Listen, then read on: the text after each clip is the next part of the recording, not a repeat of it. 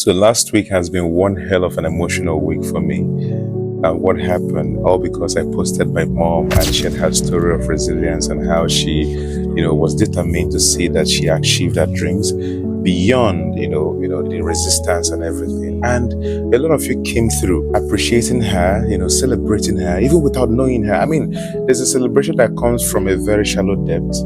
But there are some comments you can tell that somebody actually compiled and sent from a place of, I really want this thing to reach to this very person because I feel inspired.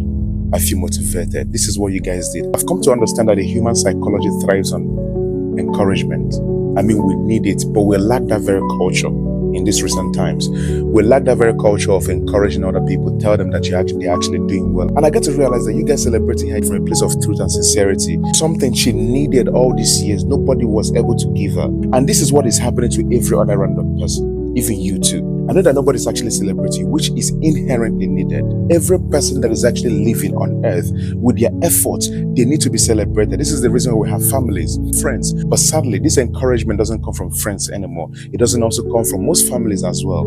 Everybody's actually busy. So this is to tell you, and at the same time, I appreciate you guys, telling you that you guys celebrated my mom and she felt very good. Her friends started calling her, feeling proud. I mean, they are very much proud of their friend, and in return, my mom felt very good. So when I started sending her some of your comments, because the comments were actually many, so many, and so many messages. But in all of the people that reposted and commented that sent me message, one person got me more emotional. The understand that social media has actually made the world small, right? But this content media has actually made it smaller.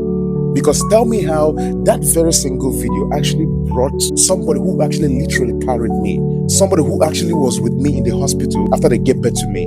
This lady actually reached out to me and asked me these very strategic and direct questions. So immediately she mentioned the agric, where we lived in Lagos before we moved to Igondo. I knew that this person knew me from source because that was where I was actually formed. Then I allowed her into my world. Then I realized that this person was my mom's friend. See, understand I'm over tied to you. I know be small picking again. The pattern was almost after they gave birth to me.